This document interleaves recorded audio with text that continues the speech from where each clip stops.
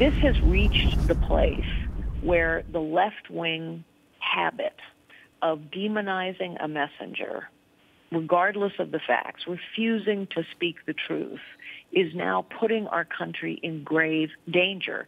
I listened with great interest to your rundown, your excellent rundown of all of the facts of this. We know some other facts, that the detonators they used, the pipe bombs they were building, these were plans that seem to have come from Inspire magazine, the same magazine and the same plans that the Tsarnaev brothers used. We now know that this man, the perpetrator, seems to have been in contact with ISIS recruiters.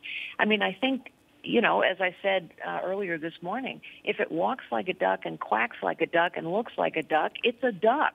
This is Islamic terrorism, but it doesn't fit the left wing's narrative, and therefore they will not call evil by its name.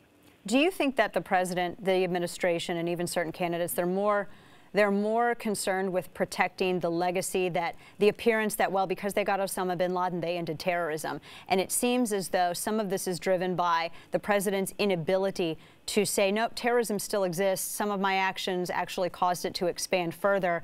And perhaps maybe that's why they can't acknowledge this as anything else but workplace of violence. Well, that certainly is one explanation. It would explain a lot. You know, Hillary Clinton doesn't want to admit that, for example, after leaving Libya as a failed state, after doing nothing to confront the terrorist attacks on our embassy in Benghazi, ISIS has now set up shop in a coastal town in Libya. Terrorism is not on the run. ISIS is not contained. Climate change is not our most pressing near-term national security threat. Terrorism is on the march. They have arrived on our shores. Their victory is measured in body count, and ISIS is our most pressing national security threat. Yes, absolutely. And we also, too, you spoke out about immediately how people were trying to demonize law-abiding gun owners, and we had one of the eyewitnesses that was there at the Inland Regional Center last night. He was a law-abiding gun owner. He heard shots ring out. He immediately grabbed his sidearm. He holstered it up, went to make sure his employees were safe. That's been lost and ignored in the media coverage of this. But you had said, too, you said, look, the facts are clear that we have, out of the people that should not own firearms, you made the observation and the fact that fewer than 1% of these, they're not prosecuted at all. And we've even had Vice President Joe Biden admit that when you're falsifying your 4473, your form that you fill out for your background check, he said, well, we don't have the time or resources to even follow up and prosecute that.